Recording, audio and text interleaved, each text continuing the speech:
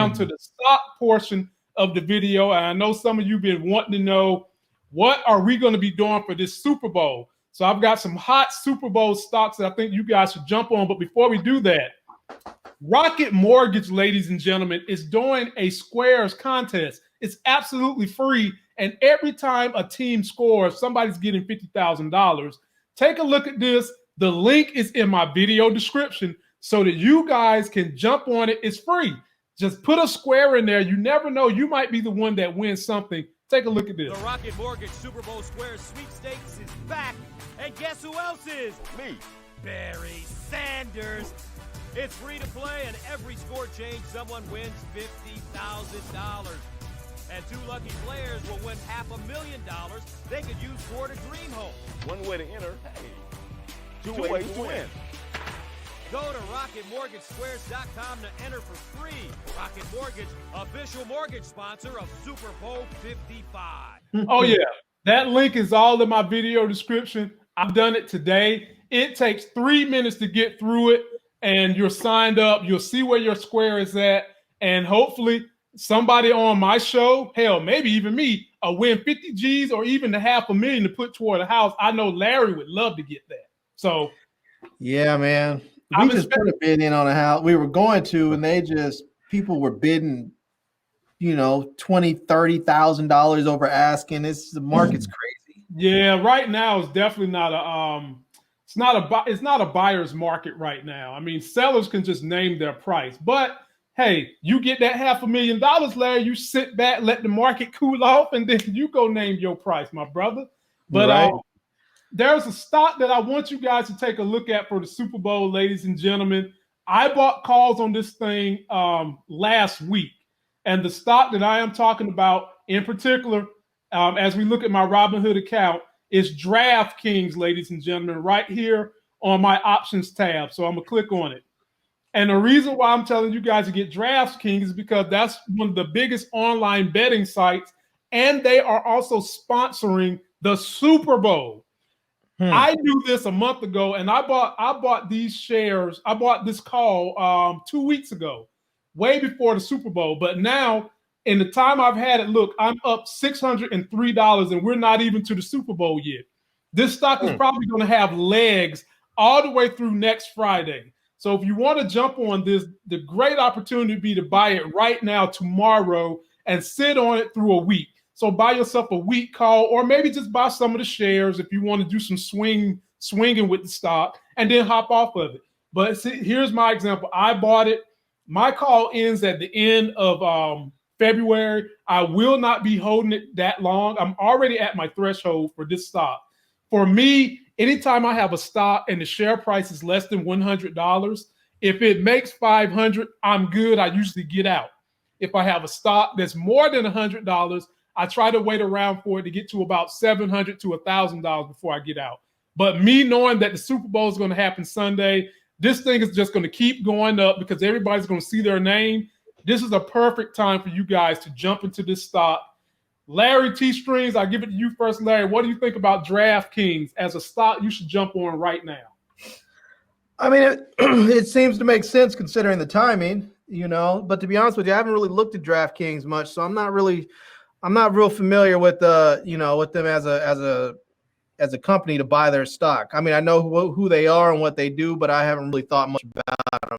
So, to be honest with you, I've sort of pushed back from the market a little bit, just sort of been watching because it's so volatile, and I'm still a little salty with Robinhood the way they did me with with when they stopped trading and messed me up on my options trade. So, but I mean, it seems like it could definitely be something. I mean, the timing seems to be there. I probably wouldn't hold it long term, but of course not. And most of the time when I buy calls, it's because I don't want to hold the stock long term. So right. if you know my investing style, you know that I am a believer in having some stocks long term. But if I'm buying calls, usually that means that's not a stock that I want to keep long term. Usually something I want to swing. These Strings, what you think about that? Yeah, I think it would probably be a good option. It makes sense. DraftKings is pretty solid. I don't, I'm not sure about their, about their finances, just like you, Larry. But as a company, they've been pretty solid, and they've been growing because there's a lot of new. They're taking on a lot of new sports and a whole bunch of got a lot of things going on with them, and so it could prove to be beneficial. If you're gonna put a 1 or 2 week call on it. Yeah. And not to mention, I would even say that this stock would be good for an intermediate hold because more and more states are opening it up for online gambling. Michigan just opened up for online gambling 2 weeks ago. They're badgering New York, and Cuomo said he's very close to going ahead and allowing online gambling in New York. And when that happens, pretty much anybody who has an online gambling presence, whether it's Penn Gaming, DraftKings, MGM has a presence, they're all going to spring up really, really quickly. And so I would say if you want to hold it for the intermediate, it'd be a good play to do that this year because some point in time, Cuomo is going to open it up. But if not, the next 2 weeks, you should be pretty golden to make some money with that stock. And then Larry had one he wanted me to break to you guys because the IPO is tomorrow. Isn't that what you said on Loan Depot, Larry?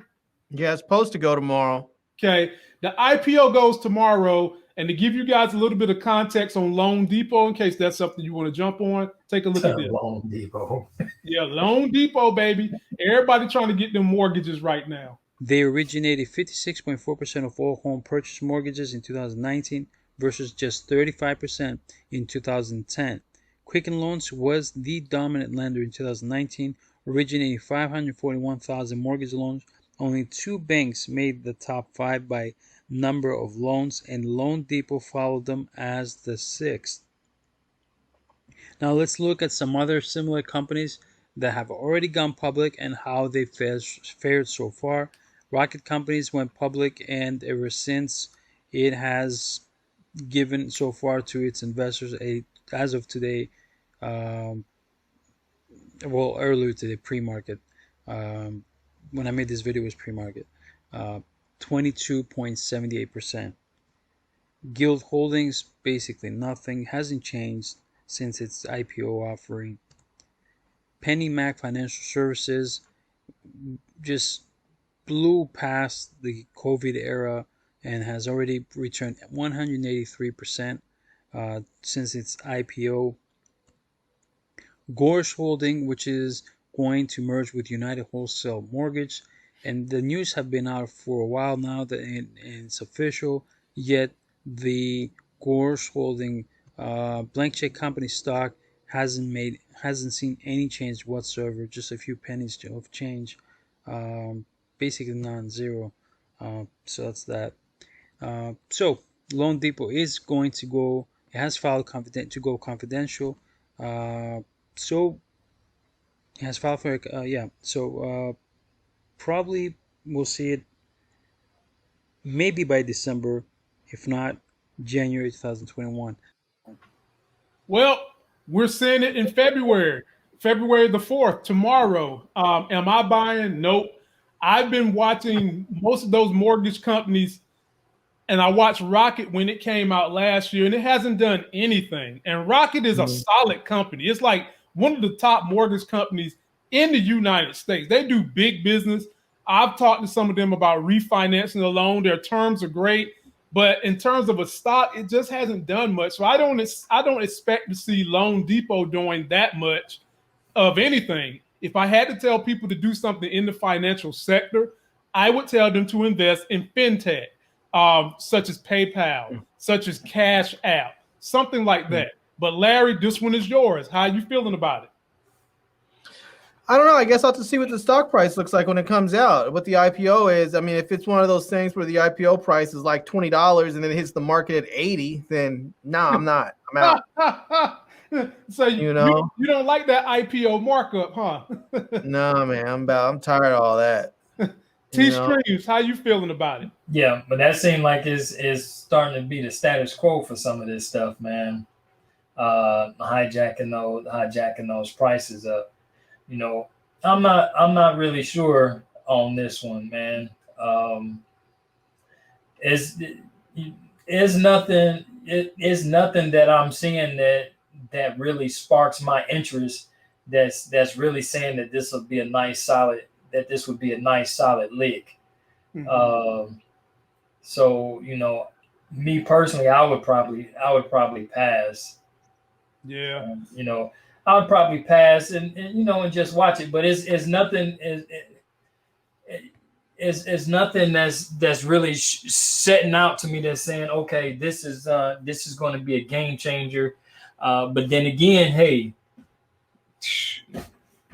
a lot of stuff, a lot of things tend to happen sometimes here and there. So, And when new stocks come out, just because there's a lot of energy behind them in the beginning, sometimes a new stock will come out that's a company that's not that well done. The stock is really not all that great of a stock, but it takes a bump just because everybody wants to be in the energy of something new. Now, me and Larry, we've been doing this for a while, and we've learned our lesson.